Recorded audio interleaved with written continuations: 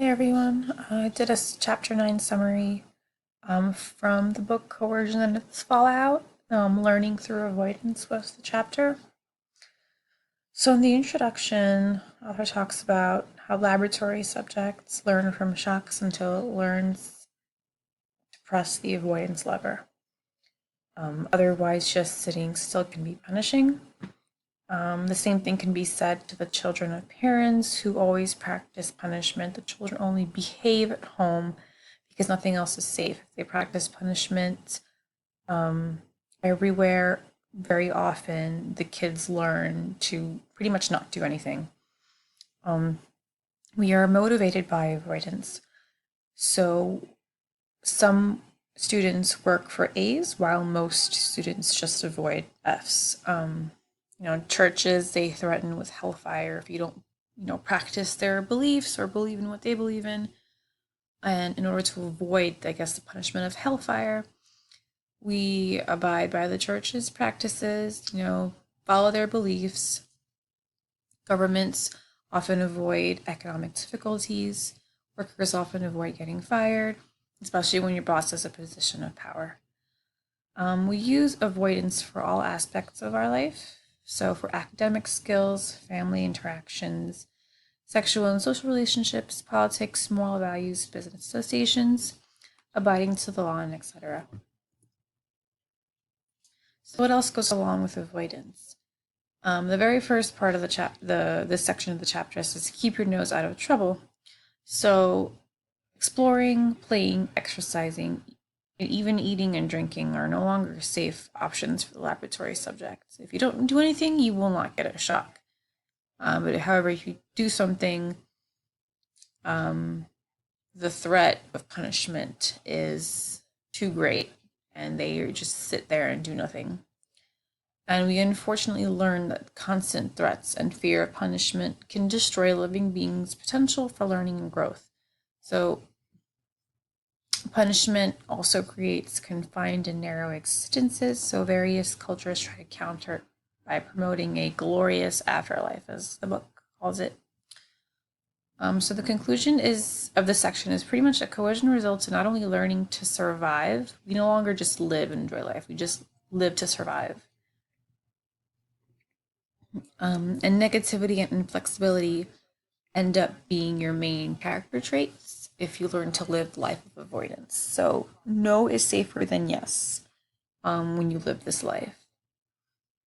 And for example, in a job, avoidance of blame becomes the goal to not get fired or promoted, but not innovation or productivity, which is what it should be.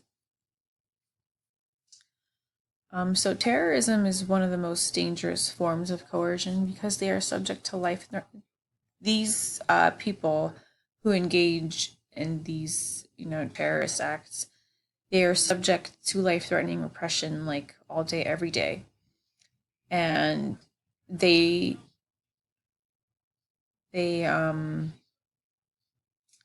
cope. I guess cope with the situation is they force others to press the avoidance lever by threatening to take everything they have.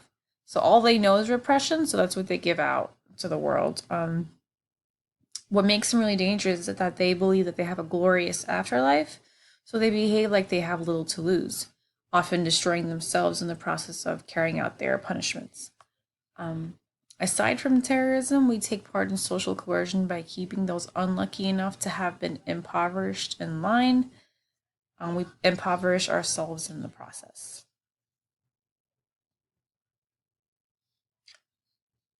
So, escaping a situation after it shocks us is more controlling and more effective than successful avoidance. So, we wait until it hurts to leave a situation.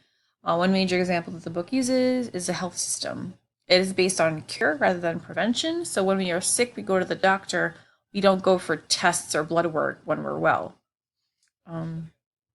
We can learn avoidance by following the rules, even if we did not experience the feared event. So the hot stove example that they use, if a child wants to touch a hot stove or is almost going to touch a hot stove, the warning from the parent should be enough for the child not to touch it.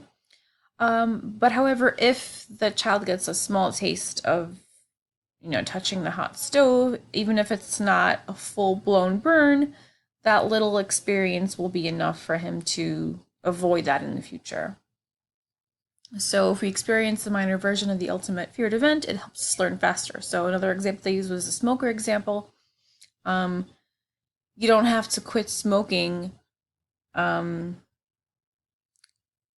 don't have to have a massive heart surgery to quit smoking.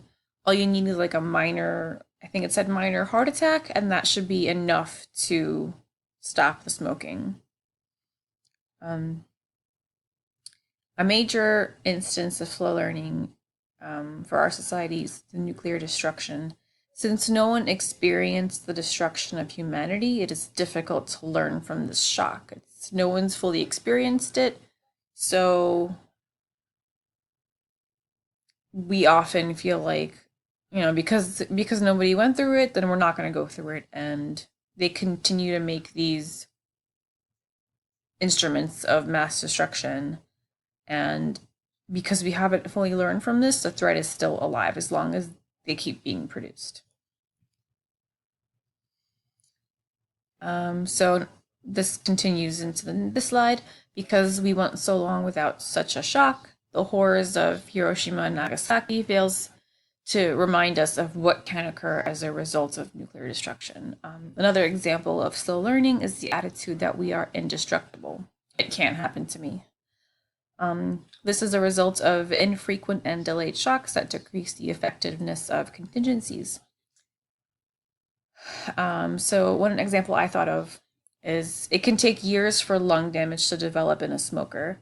Because the shock is delayed, the person will continue to smoke until it is too late and end up getting a cancer diagnosis. This chapter mentions something called the avoidance paradox.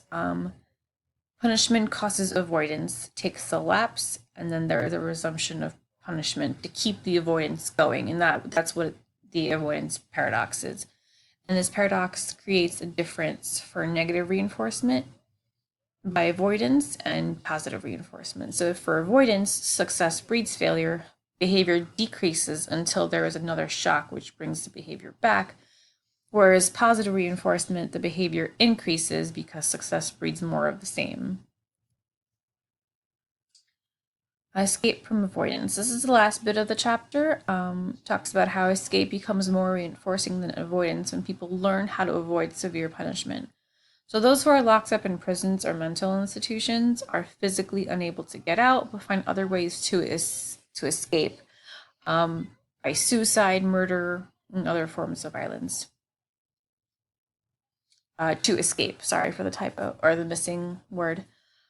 So we as a society must consider how harmful it is to have these environments. They're very inhumane.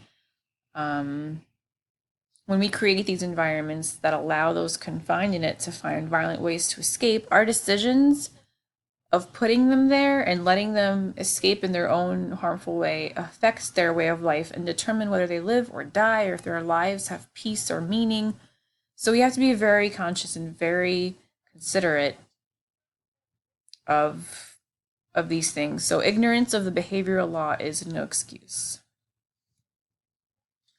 So did anything in this chapter stand out to you or make you realize something that you should have known but didn't pick up on? For me, it was the waiting until it hurts. I didn't realize how our health, I didn't realize how much avoidance is going on in our health system.